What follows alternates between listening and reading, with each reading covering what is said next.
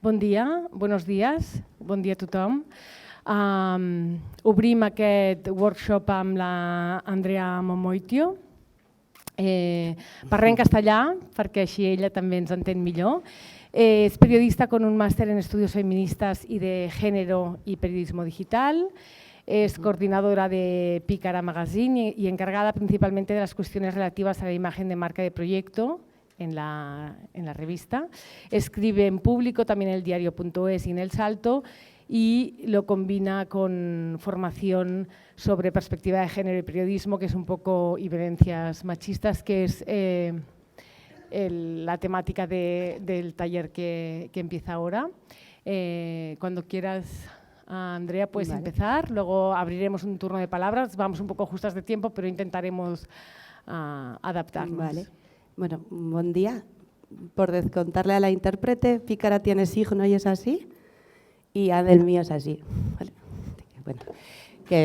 Bueno, no sé si sabéis, luego os cuento si tenemos un rato, pero desde Pícara pusimos en marcha hace unos años un glosario feminista en lengua de signos y bueno, os animo a que echéis un ojo al proyecto si tenéis un rato. Bueno, yo soy Andrea, es un placer estar aquí, gracias por la invitación. Vengo a hablar de algo, bueno, en nombre de Pícara Magazine o a traer por lo menos muchas de las reflexiones que, aunque hoy venga a contároslas yo, forman parte del trabajo que llevamos haciendo en Pícara casi 10 años.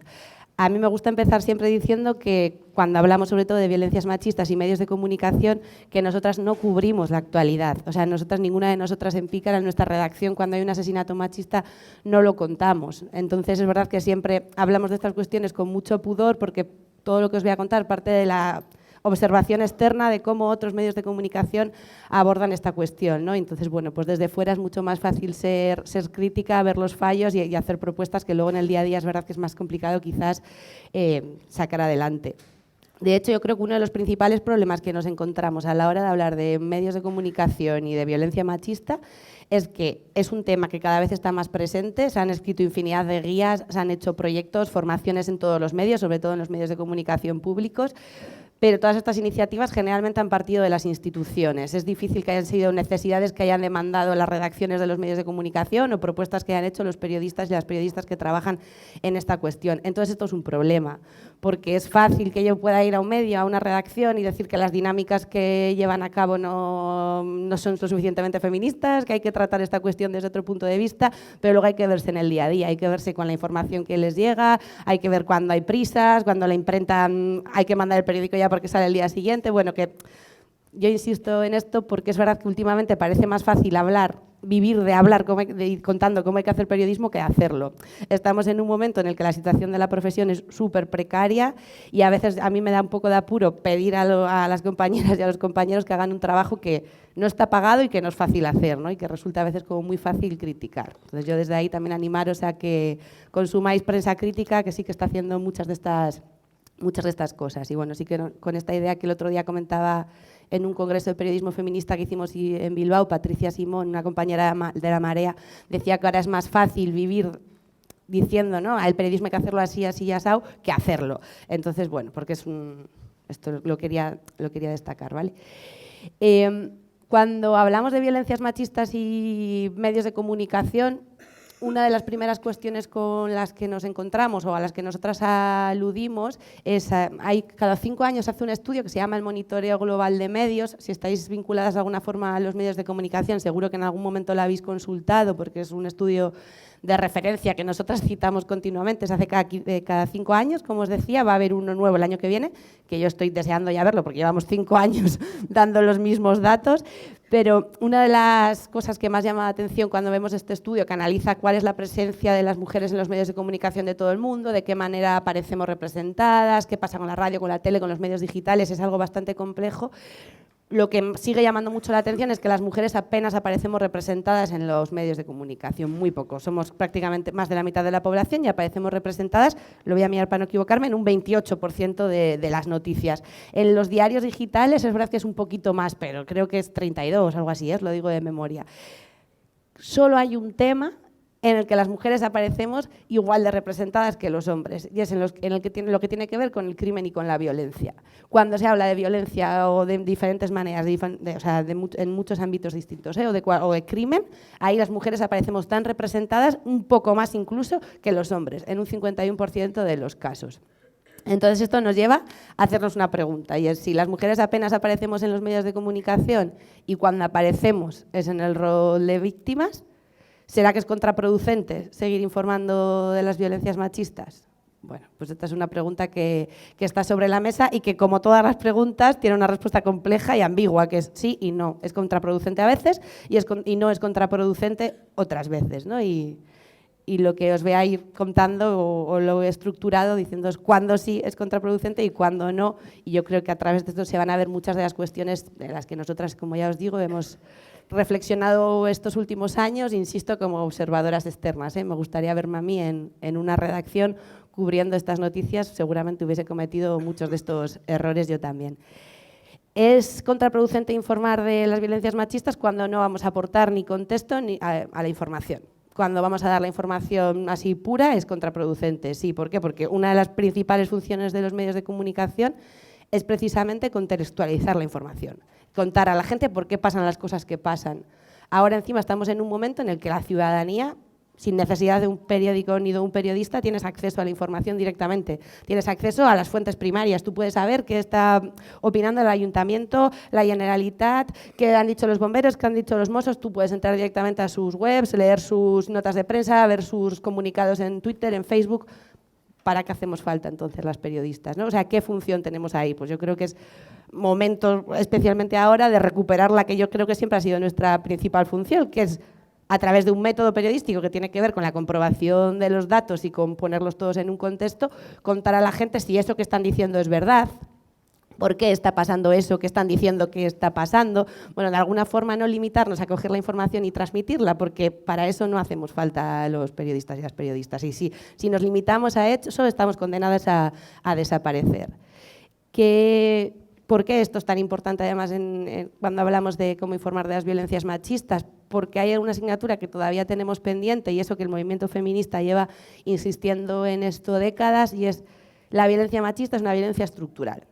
Por mucho que hoy ha habido un asesinato, me lo invento, en Palma, mañana hay otro en Palermo, los medios de comunicación tienen que conseguir que la gente entendamos que aunque esos dos señores no se hayan visto en su vida, no se conozcan de nada y crean que no tienen nada en común, aunque esas dos víctimas tampoco se hayan visto en su vida y crean que no tienen nada en común, sus dos muertes o las agresiones, si no llegaba a ser una muerte, responden a la misma lógica, tienen los mismos motivos y se pueden explicar de la misma manera. Esto es a lo que nos referimos cuando decimos que la violencia es estructural, porque a veces yo creo que fuera de los espacios y los entornos feministas lo decimos y yo no sé si se entiende mucho, ¿no? Cuando le decimos a la gente, no, es que esto es una violencia estructural.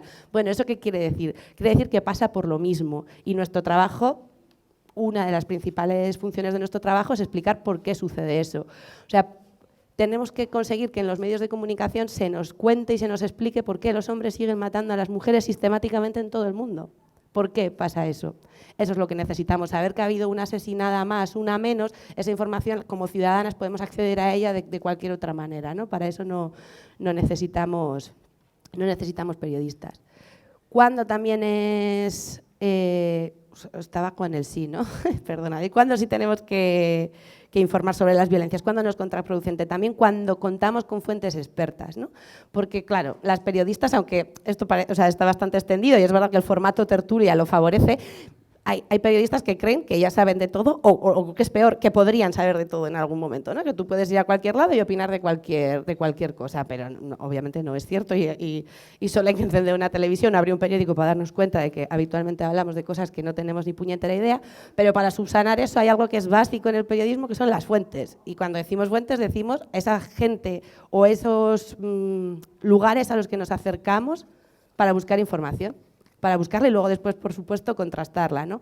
Para hablar de violencias machistas tenemos que dar con las fuentes correctas. Y esto, aunque parezca increíble, sigue pasando que hay un asesinato machista y los periodistas y las periodistas se plantan en la puerta del portal de la víctima y preguntan a las vecinas y a los vecinos si les ha sorprendido, si era normal escuchar gritos, bueno, este tipo de cosas que a veces nos reímos, ¿no? Y en plan de, no, y decían que era majo y que saludaba por la escalera, es que esto sigue pasando y lo siguen haciendo.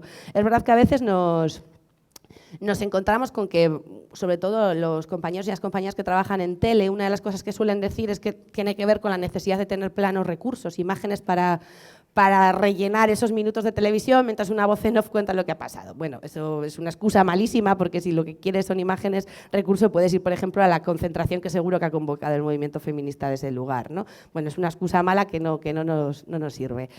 Es urgente que los medios de comunicación cuenten con fuentes expertas, pero ¿qué pasa? Que cuesta muchísimo encontrar a mujeres que quieran hablar en los medios de comunicación. El mismo estudio que os decía antes, el Monitoreo Global de Medios, dice que el 91% de las personas a las que se entrevista en calidad de expertos son hombres. Solo el 9% de las personas que aparecen explicando las cosas en los medios de comunicación somos mujeres. Sí que hay cierta paridad cuando son este otro tipo de fuentes que no aparecen en calidad de expertas, sino en calidad de personas que han presenciado un hecho, ¿no? Cuando es estas noticias de, pues llueve en no sé dónde y va un equipo de televisión a grabarlo. Y esa gente que entrevistan por la calle, pues sí, que llueve, bla, bla, ahí sí que aparecemos bastante las mujeres, pero cuando es como expertas en la materia que sea, cuesta muchísimo.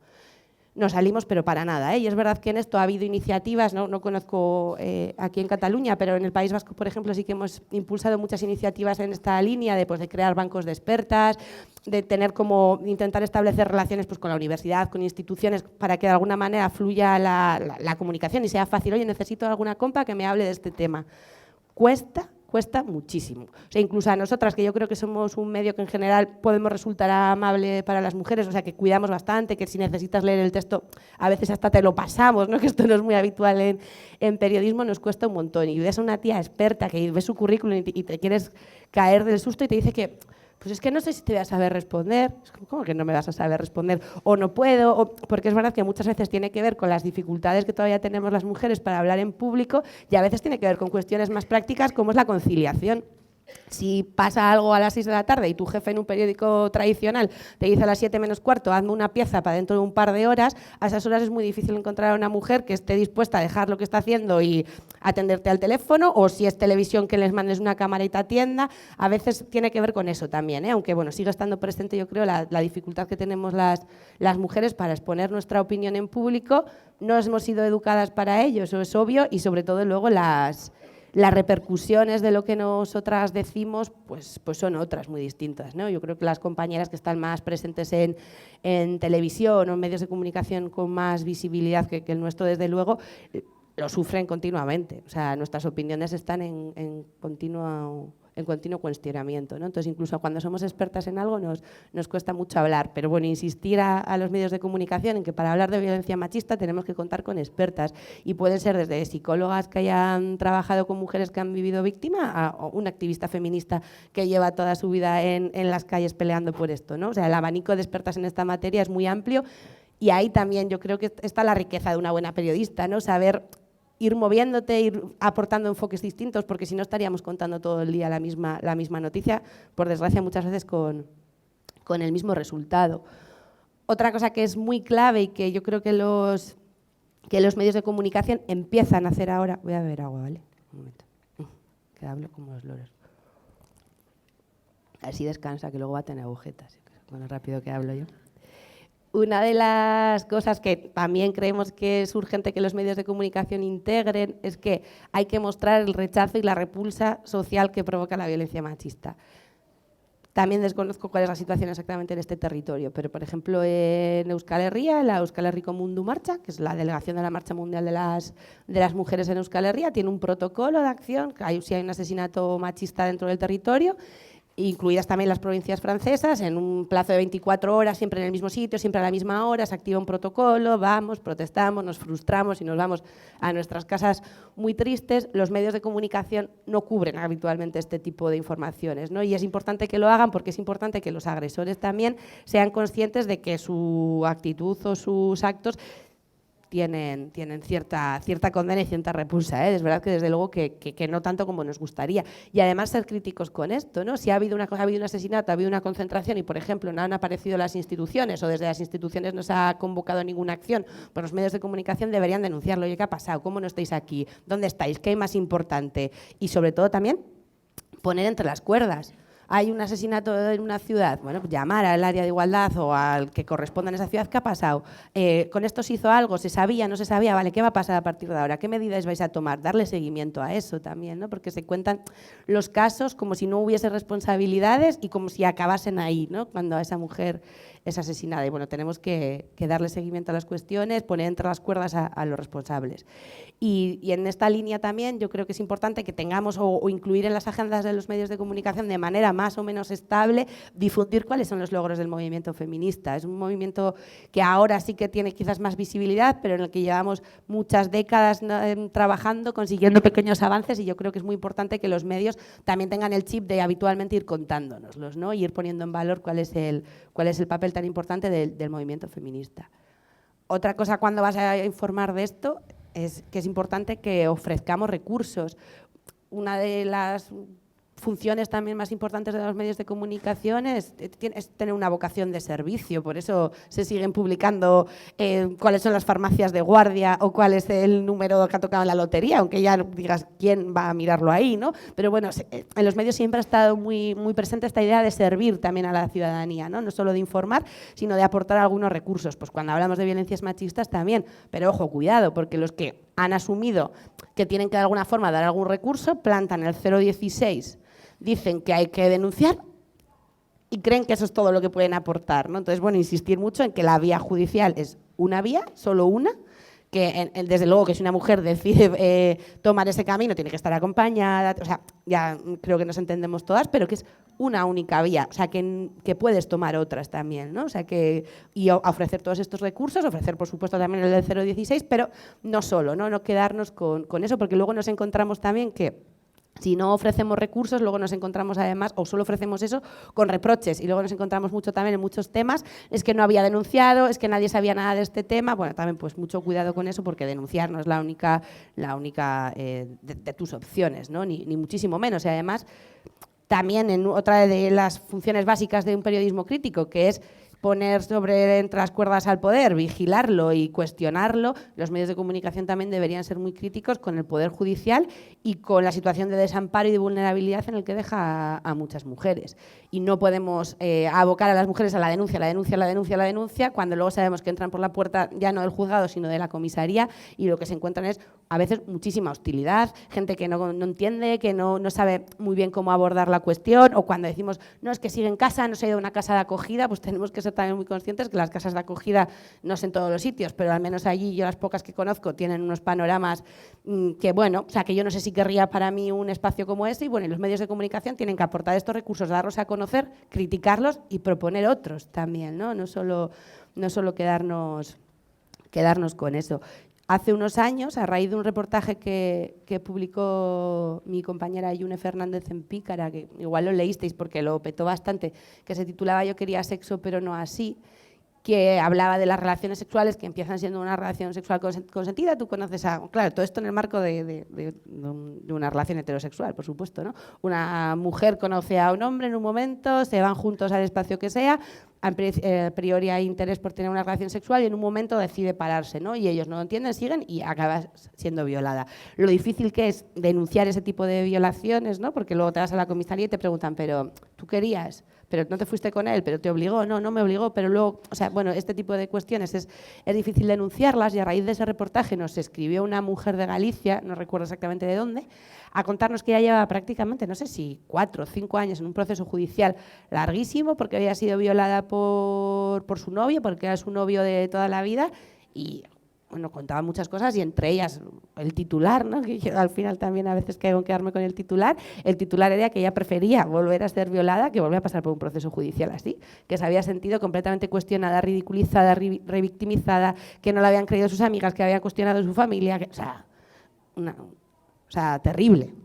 No fue para tanto, ¿no? Para lo que tuve que pasar después. Y los medios de comunicación tenemos que estar muy vigilantes de esto, contarlo, denunciarlo y en la medida de lo posible evitar que vuelva a pasar, ¿no? Y estar ahí señalando a los poderes y denunciándolos. Es que si el periodismo no es crítico, es propaganda. Entonces vemos de qué manera hacerlo. Otra cosa clave también para la hora de informar sobre las violencias machistas, nosotras creemos que es señalar las estructuras políticas, sociales y culturales que promueven la violencia machista, ¿no? Ser muy conscientes de que, bueno, esto que las feministas decimos tanto, ¿no? Que es la punta del iceberg, y los medios de comunicación lo saben, y a veces te encuentras con alguna coletilla que te ponen la violencia, tantas víctimas mortales este año de una lacra, suelen decir mucho, que es como, no es una lacra precisamente, de la punta del iceberg, y a veces sí que te cuelan esta idea de la punta del iceberg, pero si tú dices un día que esto es la punta del iceberg y luego nunca explicas ni qué es un iceberg ni qué más hay debajo, pues a la gente la cosa le llega como le llega, ¿no?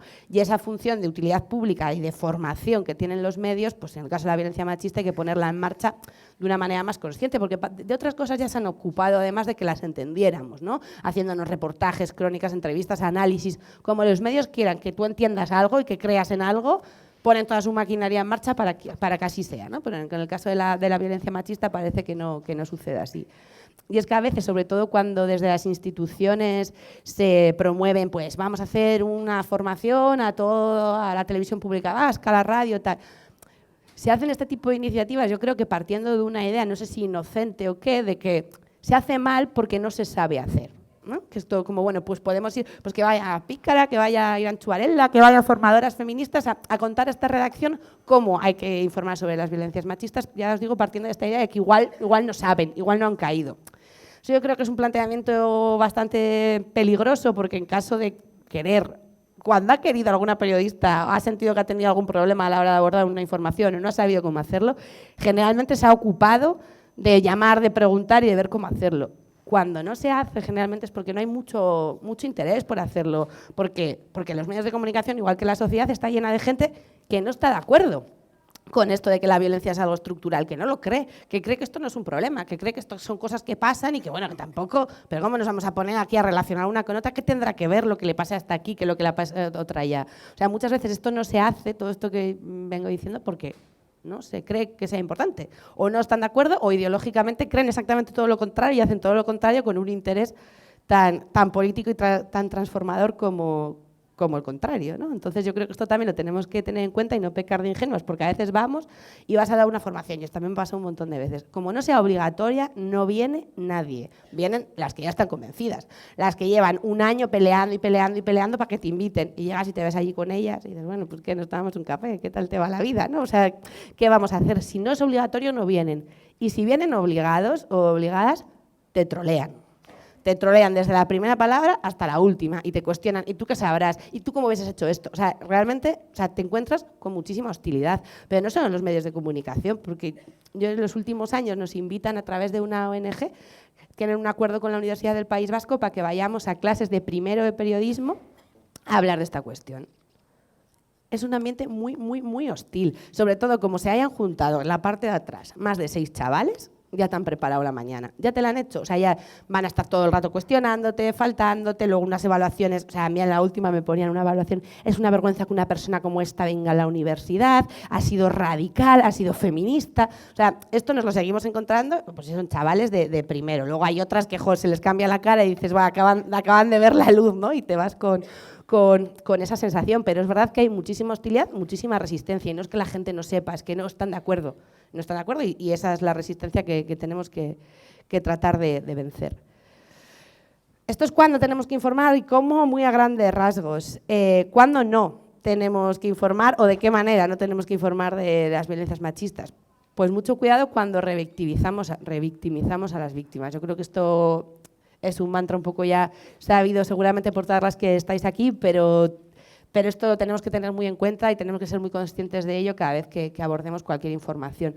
Y además, todavía yo creo que nos seguimos encontrando, y eso creo que tiene que ver bastante también con muchas campañas institucionales que se han venido haciendo hasta ahora. Yo creo que si tú le preguntas a alguien que te diga cómo es una víctima de violencia machista, yo creo que todavía sigue habiendo cierto estereotipo. A veces nos encontramos con el estereotipo racista, ¿no? Que enseguida rápidamente pues, creemos que es gente de otras culturas, de otros territorios y demás, pero también pues, que es una mujer igual pues, de 40 años, que vive con su agresor, que tiene hijos con él, que tiene una relación larga con él. Entonces es verdad que tenemos también que ampliar el imaginario de que es una víctima de la violencia machista, ser conscientes de que nos puede pasar a cada una de nosotras en cualquier momento, a todas las que viven en un marco de una pareja heterosexual también, pero bueno, o sea, denunciar esto, ser conscientes de que nos puede pasar a cualquiera y cuidado con esta imagen de mujer víctima que todavía seguimos dando. Y además yo creo que también nos tenemos que preguntar, no sé si como feministas o como periodistas o en general como ciudadanía, qué tipo de víctimas somos capaces de soportar. A qué tipo de víctima somos capaces de escuchar, con cuál de ellas somos capaces de empatizar, cuál de ellas nos remueve y cuáles no, ¿no?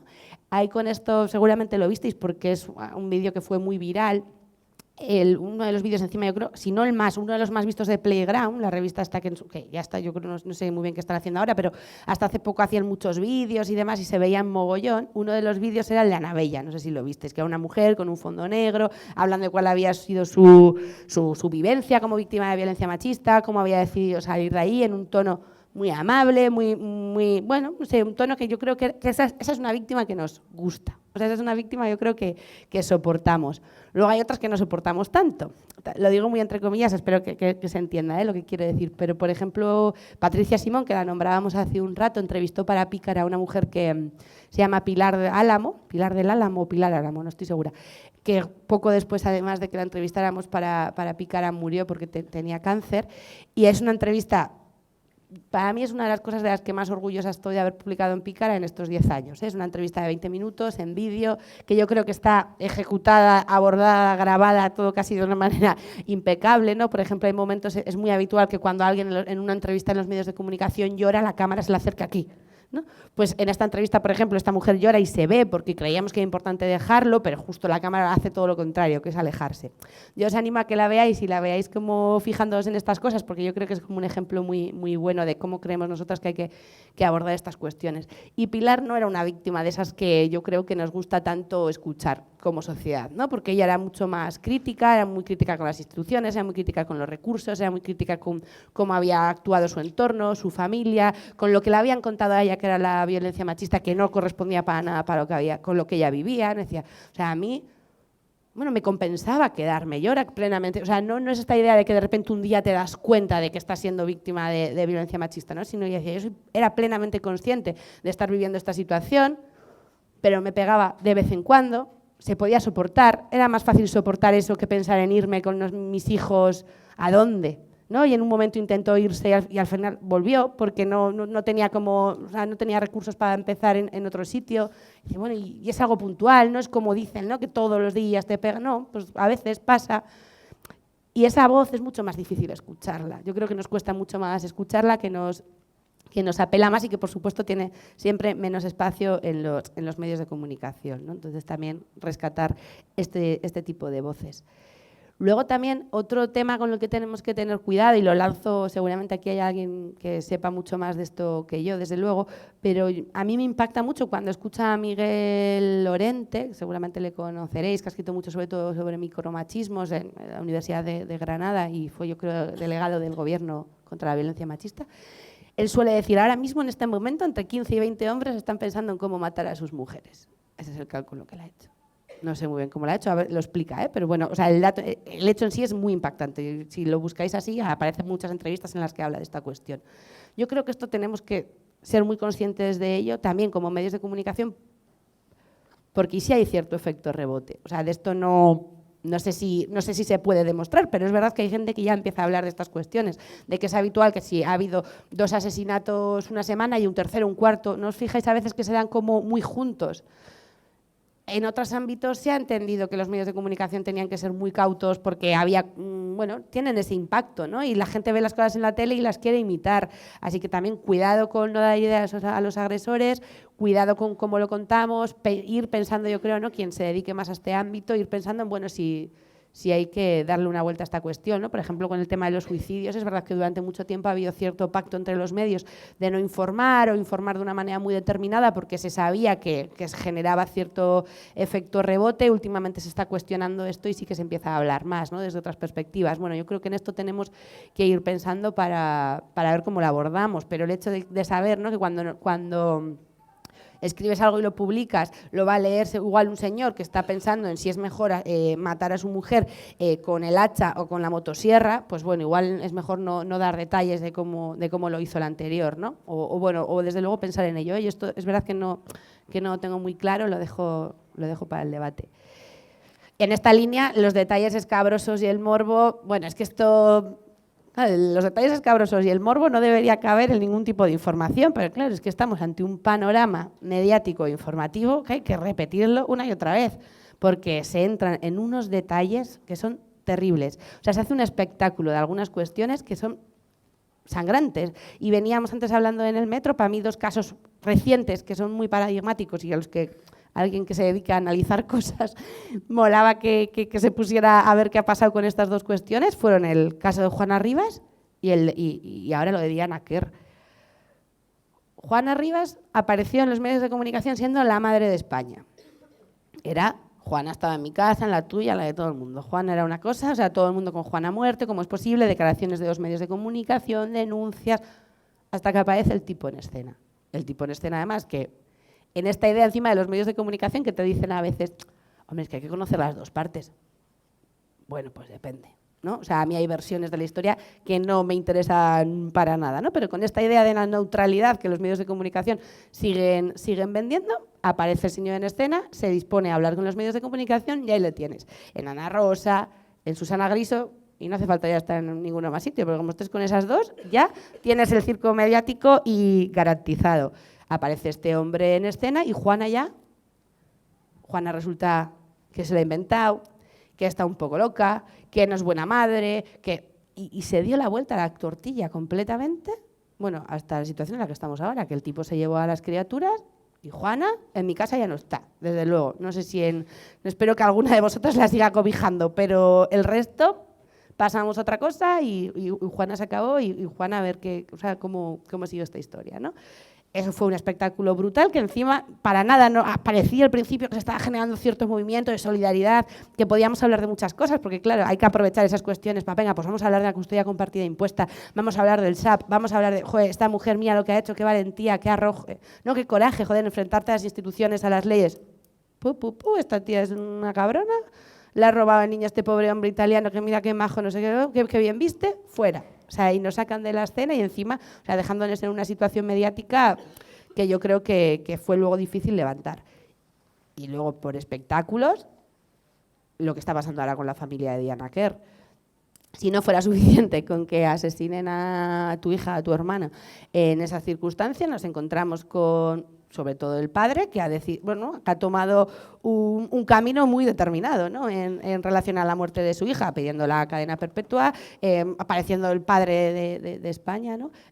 Alicia Murillo ha escrito en Pícara sobre esto un artículo que se llama Los padres coraje, y habla un poco de cuánto de distinto reaccionan los padres y las madres ante el asesinato de un hijo o una hija, ¿no? Cómo ellos se convierten en el padre de la patria, ¿no? y por supuesto cárcel y que no salgan de ahí jamás, y bueno, con un discurso muy punitivista, haciendo comentarios además bastante sangrantes sobre el movimiento feminista. No sé si os acordáis, ¿de dónde estaban las feministas cuando asesinaron a mi hija? Y acaba agrediendo a su mujer, y no solo esto, sino que todo esto se convierte en un circo mediático. Y antes hacíamos entre la broma a ver cuánto tarda la hermana en entrar a Gran Hermano, y nos encontramos con que la madre denuncia que el padre es un maltratador, con que la hermana aparece en directo empujando a la madre. O sea, nos encontramos ante un circo mediático doloroso, sangrante, y que no tiene ningún interés ni ningún valor informativo. No lo tiene más allá del morbo. Entonces hay, por supuesto, apelar a que los medios de comunicación dejen de una vez por todas de publicar cosas de este estilo, apelar a las instituciones, porque los medios de comunicación, incluso los privados, se sostienen gran parte en las instituciones, en la publicidad institucional. Publicidad institucional que, por ejemplo, nosotras pillamos muy poco, que esto también, ¿no? O en Euskal Herria pasa también, que los medios en euskera también pillan menos que otros, ¿no? O sea, como que hay unas políticas muy claras y las instituciones apoyan y no apoyan a algunos medios de comunicación simplemente con publi. Te pone una página entera, tal delegación del gobierno o tal campaña y te pagan las nóminas de la mitad de la plantilla, ¿no? Entonces, apelar a los medios a que no lo hagan en primer lugar, a las instituciones a que de alguna forma castiguen a los medios de comunicación que no están cumpliendo con los códigos éticos que esas mismas instituciones además promueven, ¿no? Es como, te voy a pedir que hagas, ¿no? Que tengas en cuenta la igualdad, te voy a dar una formación, la pago, un premio, no sé qué, todo un sarao, toda una estructura institucional y simbólica para que los medios se impliquen en la lucha contra las violencias machistas, pero luego no lo hacen. Y da igual, y se le sigue poniendo la página, o doble, o portada, y se sigue manteniendo a los medios con la publicidad institucional. Pues yo creo ahí también que tenemos que, por supuesto, a las empresas privadas también, que eso sí que había iniciativas, quizás más por Twitter, de denunciar, oye, mira, tal empresa, que el periódico en el que te anuncias está pasando esto, y sí que ha habido campañas de presión y se ha quitado la publicidad. Eso es una estrategia, pero desde luego a las instituciones no se puede ni promover, ni favorecer, ni financiar medios de comunicación que no cumplen con estas cuestiones. Y luego ya en último lugar, pues a nosotras como audiencia, ¿no? Tenemos que apagar esos canales, no comprar esos periódicos y promover, ¿no? Y apoyar a otros medios de comunicación que están tratando de hacer distinto. Pero es que es como un poco adictivo, ¿no? O sea, es como yo encima tengo relacionado a Ana Rosa Quintana y a Susana Griso con estar mala, ¿no? Porque es por cuando me quedo en casa, entonces me lo pongo y flipo. O sea, cuando no es una enana psicópata, es que son unas cosas que dices, pero y que la gente lo ve, se lo traga, sin ninguna capacidad crítica, y eso tiene consecuencias importantes en los debates políticos, en la vida. Luego, el fenómeno Sálvame, o sea, es todo como muy, muy raro todo lo que está pasando en los medios, ¿no? Entonces, bueno, instituciones, desde luego, audiencia, bueno, a ver de qué manera conseguimos que esto vaya, bueno, que vean que Los Cabrosos y El Morbo no tiene tanta audiencia, pero es que, claro, lo petan. O sea, sacan cualquier cosa de esto y revientan las audiencias, y los anunciantes ahí van, y claro, luego vienes tú, es que no es ético. Ya, y a mí, no sé si esto funciona, no es ético para quién o cuándo, ¿no? ¿Cómo voy de tiempo? Tienes 7 minutos. Ah, vale. Otra cosa, tener mucho cuidado también con poner en peligro a las víctimas. Con esto claro, es que me ha faltado eso, no he hecho los deberes, ver un poco cuál era la situación aquí, pero es verdad que en el País Vasco sí que tenemos cierto debate porque el Estatuto de las Víctimas protege a las víctimas de violencia de género también, como víctimas del terrorismo, por ejemplo. Entonces hay que ser muy cuidadosas con no puedes decir dónde vivían, no puedes decir sus nombres, y es verdad que hay cierta línea difícil de gestionar, porque ¿cómo haces para, por supuesto, no dar detalles sobre esa persona por preservar su derecho a la intimidad y el de su familia, pero a la vez honrar su memoria, ¿no? Y nosotras, las periodistas feministas, decimos mucho que es importante contar quiénes eran, que digamos qué han dejado por hacer, o sea, como humanizar un poco a las víctimas, que no sea una más, saber cómo se llamaban, dónde vivían, pero claro, esto a veces choca un poco con su derecho al honor y a la intimidad. Entonces, bueno, pues hay, desde luego, siempre tener el consentimiento de la familia, si ha sido una mujer que ya no puede darlo ella, y si se tiene, pues por supuesto hacer todos esos honores, y si no, pues respetarlo. Esto es un poco distinto en el caso de la violencia sexual, porque por suerte no suele acabar en asesinatos, ¿no? Entonces nos encontramos con víctimas que tienen capacidad a priori, depende cuál sea su situación, para dar o no dar consentimiento sobre qué tipo de informaciones quieren que se publiquen y cuáles no, y ni siquiera en esos casos se respetan mucho sus voluntades, ¿no? Porque bueno, el caso de la manada quizás sea el más simbólico, ¿no? Pero ha habido otros muchos. Y otra cosa que también con la que tenemos que tener mucho cuidado es no contarlo como un caso aislado. No contarlo como un caso aislado, no contarlo en sucesos, y esto es muy habitual. O sea, los medios de comunicación le dan más o menos importancia a un asesinato en base generalmente a un criterio de cercanía. Si el asesinato ha sido en Bilbo, probablemente El Correo, que es sorprendentemente el periódico que todavía más se lee, le da páginas y páginas, incluso portada a veces, incluso puede que salgan la portada, puede que vengan a la concentración, pueden que hagan un análisis, pero si ha sido en Bilbao. Si ha sido en Barcelona ya, igual un breve, algo más. Entonces, bueno, hay que sacarlo de las secciones de local, hay que sacarlo de las secciones de sucesos, hay que enmarcarlo, y hay muchas maneras de hacerlo. Se puede maquetar de una manera distinta, no sé, se pueden inventar miles de maneras para que la gente entienda que esto es una sucesión de hechos en un sitio y en el otro de manera prácticamente simultánea, continuamente y todos los días, ¿no? Porque si no, parece una más, y bueno, yo no sé a vosotras, pero de alguna manera ya no me afecta tanto. Es como 43, 44, ¿no? Y parece que ya haces el ritual, vas a la concentración, pones un tuit, pues sí, es como, joder, no me jodas, que todo sigue igual, pero luego la vida sigue, ¿no? Entonces, ¿de qué manera podemos contarlo de otra manera? Sí, para que nos apele, para que nos movilice. Y porque, ¿qué es lo que queremos contar? Ahora voy a tener que acelerar mazo, porque lo que tenemos que contar es que la violencia es una violencia Institucional, sí que es verdad que el movimiento institucional, estructural, perdón, institucional a veces también. Es verdad que el movimiento feminista, una de las cosas que nos ha enseñado, yo creo, y de hecho para mí lo más importante de la ley que se aprobó en 2004 fue hacer público eso, es que la violencia contra las mujeres no era una cuestión privada, no era esto que pasaba en casa, que le pasaba a no sé quién, que todo el mundo sabía, pero, ay hija, ¿cómo te vas a meter tú en la vida de nadie, ¿no? ¿Cómo te vas a meter en...? Pues es que cada uno en su casa hace lo que puede, ¿no? Había un cierto pacto de Estado, sí, como en la hora, pero un pacto de Estado de estar calladito y nadie meterse en nada y no decir ni mu, y bueno, aquí cada uno que se gestione las cosas como pueda.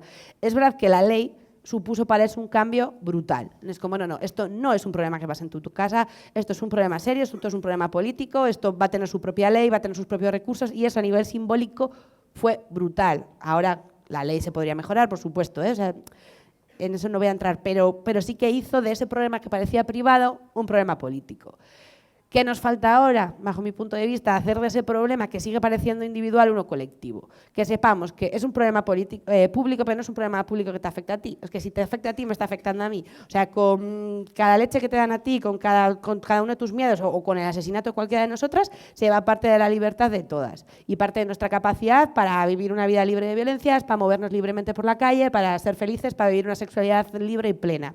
Entonces, los medios también tienen que ayudarnos a contribuir a eso, ¿no? Es como, sabemos ya que no es un problema privado, que es un problema público, pero ahora necesitamos insistir en que tampoco es un problema individual, sino que es un problema colectivo y que con cada una de las mujeres asesinadas nos vamos un poco todas, ¿no? Entonces, ¿cómo contar esto y cómo crecer con esto? Sin, por supuesto, alimentar tampoco la idea de terror sexual. Mañana va a estar por aquí hablando de esto Nerea Barjola, y si tenéis oportunidad de verla y ponerla en una alfombra y un altar, os lo recomiendo porque, o sea, lo cuenta muy bien y lo explica muy bien, y es verdad que con esto también tenemos que tener mucho cuidado, ¿no? O sea, hay que contar lo que pasa, tenemos que ser conscientes de la situación y del panorama en el que nos movemos las mujeres, pero cuidado con alimentar el terror sexual, cuidado con limitar nuestra libertad y a ver dónde ponemos el foco. Voy a pasar súper rápido con la idea de la interseccionalidad, que es verdad que los medios últimamente hablan algo más de violencias machistas, pero nos hemos quedado así bastante atascadas a las violencias que se dan en el ámbito de la pareja heterosexual.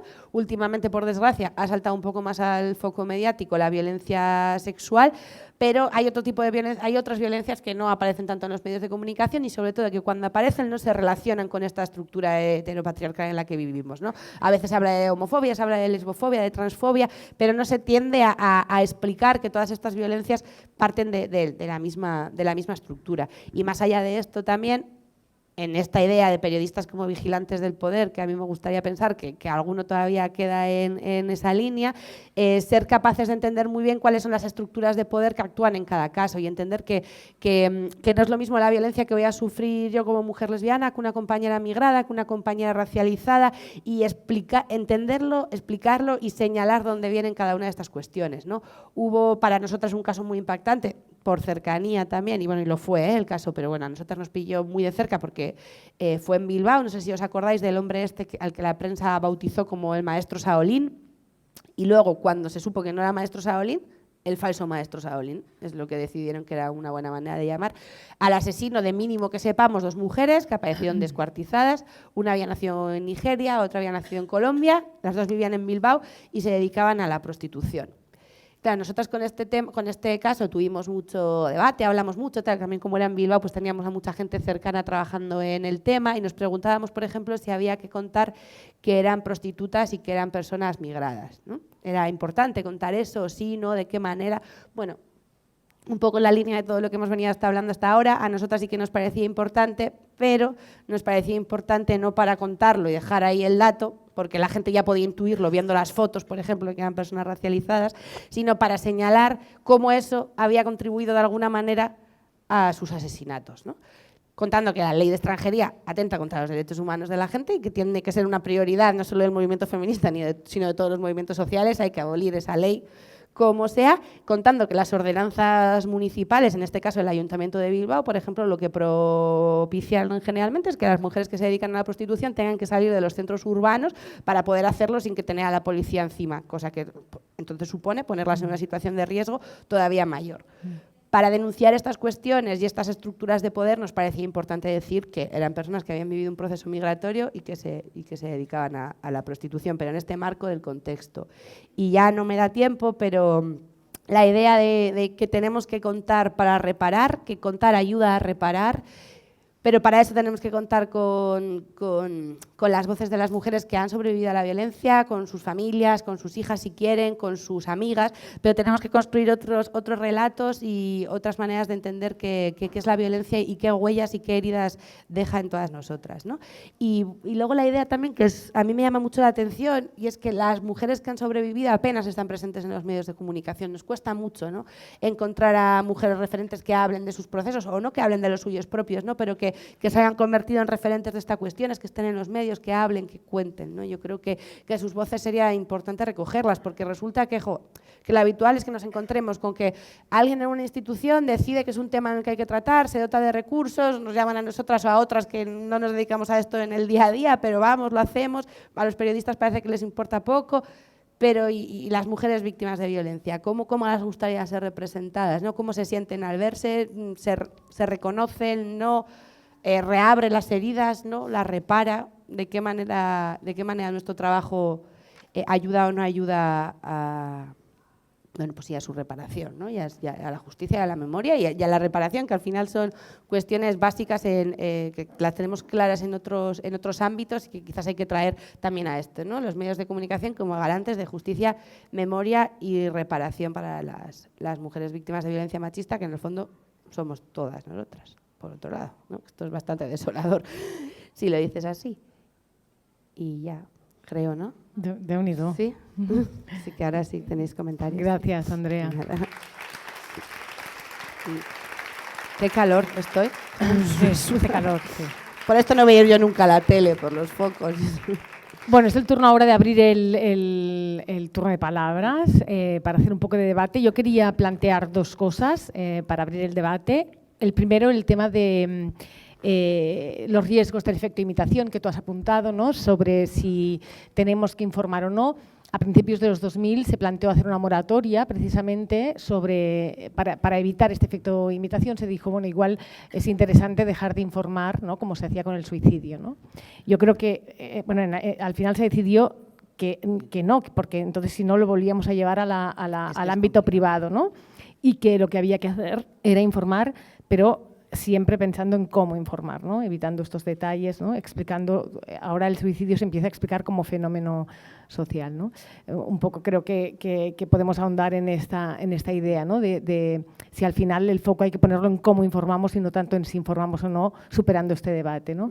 Y luego creo que hay un reto muy importante ahora, que es el tema de la violencia sexual, ¿no? O sea, realmente sí es difícil hablar de la violencia machista en general y de los asesinatos. Tenemos muchísimas dificultades para explicar las violencias sexuales, ¿no?, desde los medios. Yo ahí con lo primero, bueno, o sea, lo lanzaba porque yo no lo tengo muy claro, pero sí que creo, insisto, en que hay que explicarlo como fenómeno social. Y ahí me viene, por ejemplo, en esa línea de cómo contarlo, no sé si conocéis una iniciativa del periódico El Español, que yo creo que es el primero y el único que lo está haciendo de momento, y es que cuenta la vida de cada una de las víctimas. No sé si lo habéis visto alguna vez. Los textos, sobre todo cuando los hacía una compañera que se llama Noemí López Trujillo, que ya no está trabajando en El Español, estaban muy bien siempre. Claro, los titulares eran demoledores. Claro, porque no sé si sabéis, esto es muy habitual, que te pidan un tema pero ya te den el titular. Te digan, escribe de esto, el titular es este. Entonces, claro, tú has podido hacer un reportaje maravilloso que repara muchísimo, bla, bla, y te ponen de titular: Olivia, la rumana que no se esperaba encontrarse con la muerte en el Raval. Y cosas así que dices tú, ¿en serio? ¿No? Os acabáis de cargar todo el trabajo de alguien. Pero por ejemplo, también hay otro debate sobre si es interesante o no ir contando las vidas de cada una de ellas. Cara la historia de vida de cada una de las víctimas, ¿no? Y entran muy en detalles, pues dónde vivía, dónde trabajaba, y eso también tiene... Sí, es un poco la idea también de este proyecto de La Marea, que se llama Por Todas. Yo creo que La Marea sí que le da otra perspectiva, porque, por ejemplo, lo que quiere es... Han cogido, igual el año igual me lo estoy inventando, pero todos los asesinatos que hubo en 2004. Y van a ir caso a caso, o sea, investigando qué ha pasado. Pues yendo al pueblo ese, ¿qué pasó en el pueblo después? Hubo una concentración y luego... Si no había área de igualdad, se impulsó una. Ha habido más presupuesto, se han hecho talleres. ¿Qué se ha hecho con el entorno de esta gente? ¿Se les ha apoyado psicológicamente? No. ¿Y la Diputación de este territorio cómo actuó? Yo creo que, por ejemplo, en esa línea, también, por supuesto, contar quiénes eran, o sea, pero más en la línea de señalar las estructuras, a mí me parece interesante, más que quedarte... Bueno, contar un poco, que encima generalmente son textos que suelen hacer mirando el Facebook de la gente, que también tú me dices, bueno, no sé yo cuánto puedes contar de alguien mirando sus redes sociales y preguntando a 2 o 3 personas que no la debían conocer mucho porque estaban... O sea, entonces, y lo de la violencia sexual, pues es que es complicado, porque en ese tema, por ejemplo, para mí lo más difícil, el reto es cómo informar respetando mucho la intimidad de esa persona. Y respetando, o sea, y sin... porque claro, puede ser... Y esto también, que la persona que haya vivido, la mujer que haya vivido esa violencia sexual, no quiera hacer nada. No quiera concentración, no quiera que se hable del tema, no quiera muestras de solidaridad. Es que le da exactamente igual nuestra solidaridad, simplemente quiere tirar para adelante y hacer como si nada. Porque a lo mejor alguna quiere hacer como si nada, decir, mira, ya está otra cosa. ¿Y cómo no? ¿Cómo podemos acompañar esos procesos que haces? Porque normalmente no es tan fácil tener relación directa con ellas, ¿no? Es difícil, a lo mejor a través de alguna abogada, pero es difícil llegar a las víctimas y claro, ¿qué haces? ¿Informas en esos casos? Si ella no quiere, ¿cómo? No sé, eso es como, a mí se me hace complicado. Claro, a mí es lo que me parece más difícil de la violencia sexual. Bueno, pues abrimos el turno de palabras. No sé si en este público tan numeroso alguien quiere preguntar algo, plantear alguna... Aquí hi ha una paraula, fem una recollida de 2 o 3 paraules.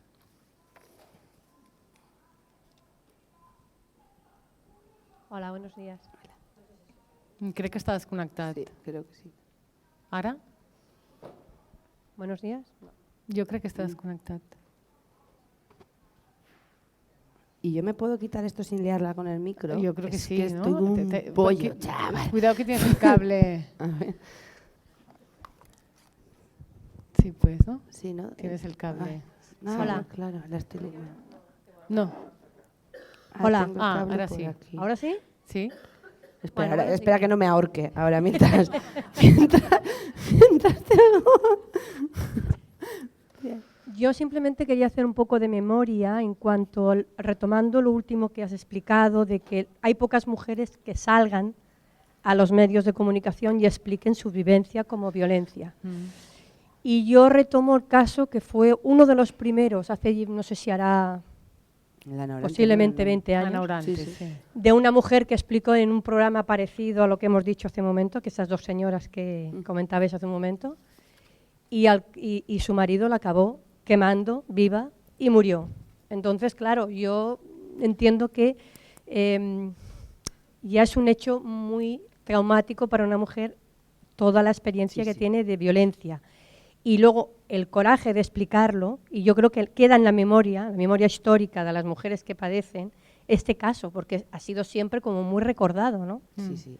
Pues ya ha sido un proceso muy bonito. Yo creo además en la Nora, bueno, proceso bonito, o sea, lo he dicho así, no sea terrible, pero o sea, que muchos años después, justo ahora, y gracias también a la relación entre una periodista y su familia, se hizo un programa especial de radio sobre ella, se ha hecho una calle con su nombre en Sevilla, ha pasado mucho tiempo, pero con el apoyo de la familia. A mí me parece que eso, por ejemplo, que es una clave que no ha salido, y es que la gente necesita tiempo. Entonces, igual es como no hace falta contar hoy, mañana, qué ha pasado con la mujer que asesinaron ayer, pero bueno, o sea, tener, yo que sé, algunos casos que pueda retomar con el tiempo y, bueno, quizás hacer este tipo de cosas. Y necesitamos símbolos. Y Ana Orantes, yo creo que... Y de hecho, Ana Orantes, el caso de Ana Orantes fue lo que permitió que los medios dejaran de hablar más que dejaran de hablar, empezaran a hablar de violencia machista, visibilizar un fenómeno que se consideraba algo de que se hablaba de violencia doméstica, se empieza a hablar de violencia de género, o sea, supone un punto de inflexión importantísimo de cara a la percepción social de la violencia machista, ¿no? Y al papel de los medios, ¿no? Yo creo que ahí se entendió también el impacto, ¿no? que puedes tener en la vida de alguien. Sí, desde luego que no es fácil, ¿eh? No es fácil, pero bueno, algunas seguro que hay que en su proceso de reparación, ¿no? También esto le puede ayudar, y yo creo que nosotras sí que necesitamos mucho escuchar sus voces, porque no está todo lleno de expertas, de feministas, de gente que sabemos lo que es la violencia y que hablamos de ello y que lo contamos, pero yo sí que a veces echo de menos sus voces. Que bueno, que luego también insisto que son todas las nuestras, en el fondo, porque yo creo que todas podemos narrar alguna situación, por suerte no tan dramática como un asesinato, pero difícil. Más? Allà al fons? Podem fer dues i allà al fons, aquelles dues. Al fons a la dreta i al fons a l'esquerra? Sí.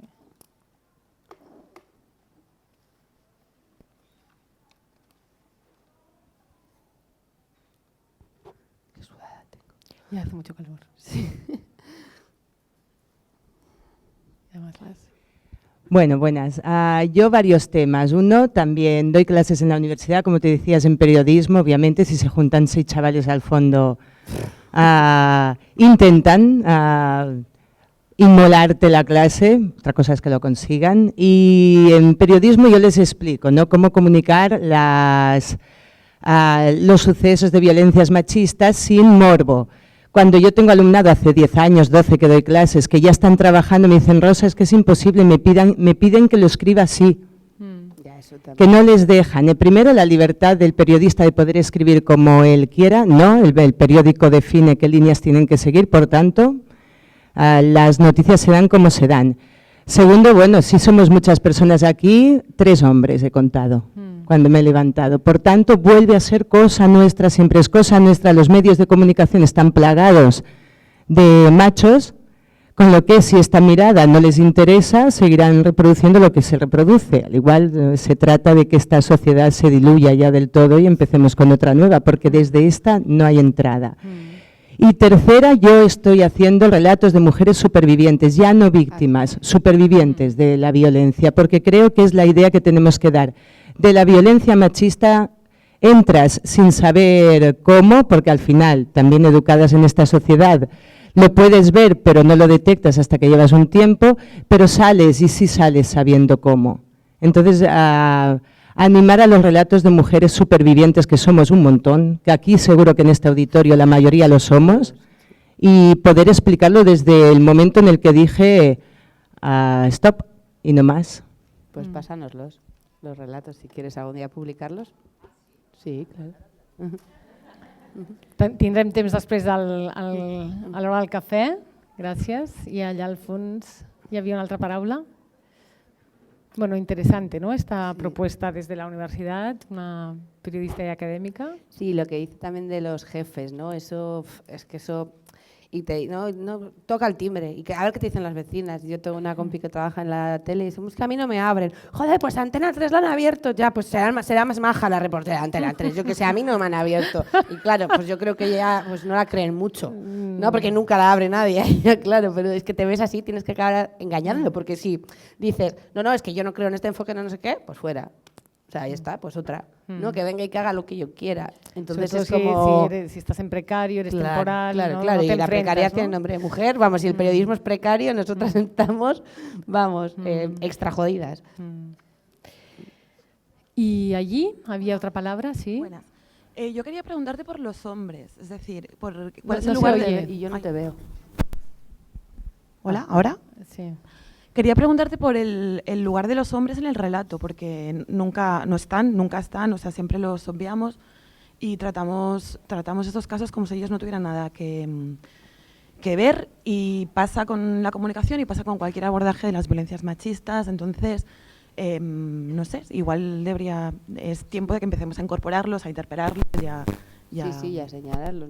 No ha salido, normalmente sí que lo suelo decir, ¿no? En el tema de cambiar un poco el foco y ver dónde lo ponemos, ¿no? Es como ¿qué es lo que tienen en común todos los asesinatos? ¿Qué es lo que sí que une a toda la gente? Pues que los asesinos son hombres, ¿no? Entonces también señalarles, interpelarles y que respondan y que den la cara y que...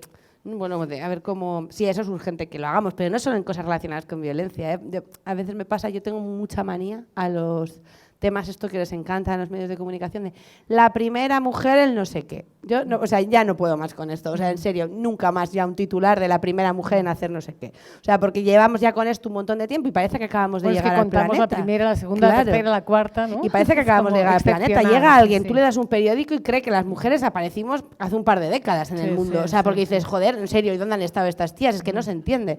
Entonces, como vamos a también... Y ahí lo digo por el tema del foco, ¿eh? Hace poco, y es que ya me entraba la risa, porque la primera mujer que se presenta a la alcaldía del PP por Zamora. Yo, en serio, esto es un título. O sea, en serio, esto es importante, en serio, esto es una noticia. Si os parece tan trascendental, decid por lo menos que el PP hasta ahora no había presentado a ninguna mujer a la alcaldía de Zamora. No, como darle y cambiar un poco el foco, pues quieres contarlo bien, te empeñas en que esto es importante. Bueno, igual en un periódico local, pues bueno, tiene alguna trascendencia, vale, pero al menos dale la vuelta y señala y no publiques la nota de prensa tal cual te llega. Y ahora que digo la nota de prensa, también se me ha olvidado decir que es un problema también las notas de prensa que llegan muchas veces a los medios de comunicación.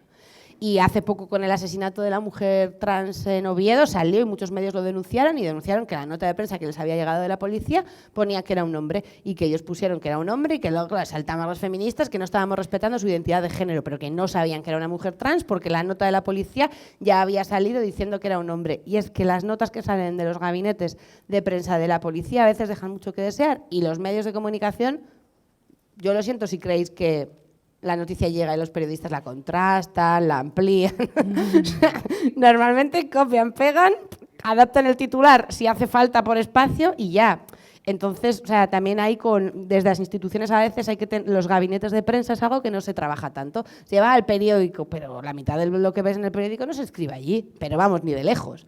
O sea, viene de agencias, tal, de corresponsales, de gente de fuera, que también por eso a veces nos encontramos con cosas maravillosas en periódicos que no lo son, porque resulta que pues una periodista freelance les ha colado un tema, se lo ha vendido, lo han publicado y dices, hostia, pero si esto lo podríamos haber publicado nosotras y está en un periódico que a priori le presupones que no tiene mucha perspectiva feminista. Y eso generalmente es pues porque estamos la gente muy precaria y un día publicas en Pícara y al día siguiente en el medio más facha casi que se te ocurra. Quizás no tanto, pero hay un espectro muy grande de medios en los que te mueves. Y volviendo a lo de señalar a los hombres, yo creo que es urgente, pero claro, es que los hombres dirigen los medios, no se van a dejar señalar tan fácilmente. Ahí nos vamos a encontrar con una resistencia. Ya hay muchas mujeres periodistas, ya somos mayoría, si no me equivoco, en las universidades. Podemos encontrar alguna jefa en puestos intermedios, en esto que llaman secciones blandas, pues cultura, sociedad y estas cosas, pero política, internacional, economía, siguen siendo sus territorios. Los que luego, después de cerrar el periódico, se van a tomar una copa son ellos, los que se van a comer juntos y toman decisiones en espacios informales, que esto es otro problema que tenemos las mujeres en periodismo, me imagino que en otros ámbitos, es ese, que se van, que tú estás haciendo igual un curro ahí en la redacción de intentar integrar, de proponer temas, y resulta que luego tú te has ido a tu casa a comer, ellos han ido todos juntos, porque no deben tener casa, esto también es otro fenómeno, de señores que no tienen casa, que dices, pero ¿tú dónde vives? Y se van a comer todos juntos y resulta que han decidido que bueno, no, pero no, sí, esto ya lo hablamos el otro día, que al final eso nada. Eso también, así que señalarles va a ser difícil porque no se dejan señalar. Decimos que va a tener que ver, y yo, ¿qué tengo que ver yo con eso? Si yo no he hecho nada, si yo no digo nada, yo pues sí soy un santo, pero si ayudo y eso, en casa y los domingos hago paella a veces. Esto, o sea, no se van a dejar señalar, pero sí que debería ser un objetivo, yo creo. Bueno, es momento de cerrar, recogiendo un poco tu intervención. Bueno, ahora me has hecho pensar en un titular real que apareció en 2004 que decía: Rajoy acepta, en un periódico de aquí de Cataluña, que decía: Rajoy acepta que una mujer encabece las listas de Barcelona, ¿no? Que yo, cuando hago formación, siempre les pido les propongo a los alumnos que hagan la inversión, ¿no? Sí, y entonces digo, ya no pongáis un nombre, ¿no? O sea, poner, no sé, un robot, ¿no? O sea, ¿qué es noticia, no? O sea, realmente... Eso funciona. O sea, cuando algo no con la inversión... muy interesante, efectivamente, es todo un tema, y yo creo que sobre las violencias machistas yo creo que hay un problema fundamental en los medios, que es que los periodistas tendemos a aplicar el método de la noticia de última hora, ¿no? Que es aplicar un método de trabajo que es recopilar información y explicar la ley de las 5 Ws, ¿no? El qué, quién, cómo, ¿no? Entonces, con qué armas, cuando caemos en todos estos detalles escabrosos, cuando en realidad lo más importante es el por qué, ¿no? Y el por qué siempre nos lleva a esa violencia estructural que tenemos que explicar, ¿no? A mí muchas veces me preguntan cuando hago formación, pero ¿cómo vamos a explicar el por qué? ¿Qué me estás diciendo? Que en cada noticia tenemos que explicar que el heteropatriarcado, bueno, no se trata de eso, se trata de hacer una aproximación que vaya más allá de si él se había quedado sin trabajo, está deprimido, porque ese nunca va a ser el porqué, ¿no? El porqué siempre es que estamos ante una violencia estructural, ¿no?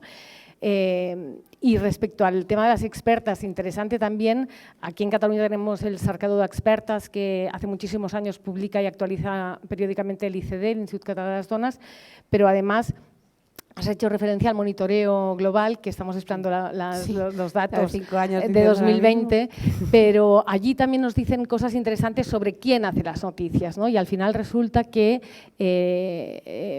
una de las cosas que sabemos es que las mujeres, a partir de cierta edad, en las teles, por ejemplo, desaparecen, ¿no?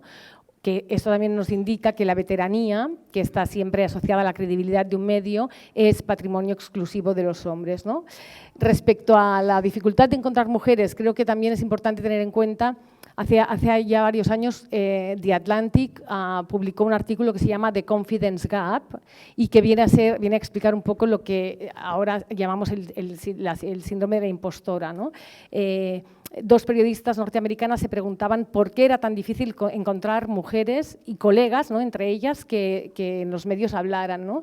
Y al final tiene mucho que ver con esa cosa que tenemos en las amígdalas, ¿no?, que es que no estamos educadas para tener el poder de la voz y, por lo tanto, no sabemos expresar con vehemencia como los hombres hacen, o no sabemos o no nos atrevemos a hacer nuestra opinión, ¿no? Vamos a ser siempre muchísimo más cuestionadas, ¿no? Esto es clásico en los medios cuando cuando un hombre repite, ¿no? Bueno, podríamos hablar del mansplaining y todas estas cosas, ¿no? Pero hay que abolir las tertulias, también te digo. Las tertulias, claro. No es que tengamos que ir a las tertulias, es que hay que hacerlas desaparecer. Claro, evidentemente, sí. Eso como brutalidad periodística está claro que la tertulia tendría ¿por que qué no vais? desaparecer? ¿Pero cómo vas a ir ahí? Sí, ¿A sí. qué? ¿A que te griten? A que te griten, a que te desprecien, y esto siempre vas a ser minoría, ¿no? Sí, porque sí, en el observatorio hay una campaña en Cataluña que se llama On son las dones, donde están las mujeres, que recuenta un poco la presencia de mujeres en los medios y, evidentemente, somos minoría incluso en las tertulias de los medios públicos, ¿no? Y finalmente, has empezado esta intervención haciendo referencia a Patricia Simón, que decía, es muy fácil explicar cómo hay que hacer las cosas, pero realmente cuando eres periodista y tienes que hacerlas es mucho más complicado, ¿no? Pero yo creo que de todas formas no hay que renunciar a hacer esas formaciones en los medios. Evidentemente ya sabemos cuáles son los medios que tienen perspectiva de derechos humanos y, por lo tanto, perspectiva de género, porque al final el género el feminismo es un tema de derechos humanos, ¿no? Es así, porque se trata de la igualdad, ¿no? Pero sí que creo que es importante que el discurso hegemónico, los medios tradicionales, digamos, ¿no?, convencionales, incorporen la perspectiva de género. Yo quiero comentar una experiencia concreta que ha pasado este año en Cataluña. Hicimos una formación en los medios de TV3 y Cataluña Radio, en los medios públicos de la Corporación Catalana de Comunicación. Y mi propuesta era nombrar a una editora de género, ¿no?, como ha hecho el New York Times, como ha hecho el diario.es, como están haciendo tantos medios, ¿no? Y la respuesta me pareció muy interesante, fue, bueno, no queremos una editora de género, queremos una redacción con perspectiva de género, ¿no? Porque yo creo que es verdad que la editora de género es importante, pero al final permeabilizar la redacción es mucho más ambicioso, es un proceso muy lento, pero al final si tú tienes a una periodista que va todo el día con la cresta, ¿no?, la punky que dice esto no está bien, no, al final hay como una renuncia, ¿no? Y a pesar, creo que también hay un debate ahí, ¿no? Pero me pareció interesante la apuesta de TV3 y Cataluña Radio de querer hacer una formación de la redacción, ¿no? La transversalidad, que a mí a veces me da miedo que se pierden ahí las cosas mientras están en la transversalidad. Sí, esto es verdad. Pero bueno, sí que es interesante. Pero pienso que como punto de partida, también con auditorías y seguimientos siempre, pero pienso que es interesante, ¿no?, que no siempre la salida tiene que ser solo o solo el nombramiento Pero de de las auditorías, si no, eso sí que también sería clave, ¿no? Y dar seguimiento a las cosas. Porque si no, sí. A mí eso me hace mucha gracia porque todos firman declaraciones de cosas, ¿no? Y se reúnen no sé dónde los directores de todos los periódicos de Vocento y firman una declaración para tal. Al día siguiente abres el periódico y dices, pero este señor no lo ha contado en la redacción. O sea, él ha ido a firmar, ha comido y no ha vuelto a decir, oye, tenemos este compromiso, ¿no? Y hay que dar no, está claro sí. que también esto es un reto, ¿no? Pero que sobre todo en los medios tradicionales que están copados básicamente por hombres, ¿no? Y eso es así, los datos son elocuentes y innegables, es decir, las mujeres no están en los puestos de decisión, ¿no? O están muy poco representadas, muy infrarrepresentadas, pero entonces en las redacciones sí que es interesante conseguir que… Bueno, es la manera de involucrar también a los hombres, ¿no? Yo pienso que es interesante. Bueno, pues déu-n'hi-do, muchas gràcies. Gràcies a tothom, aquí i a l'Andrea en particular, i a Pícara.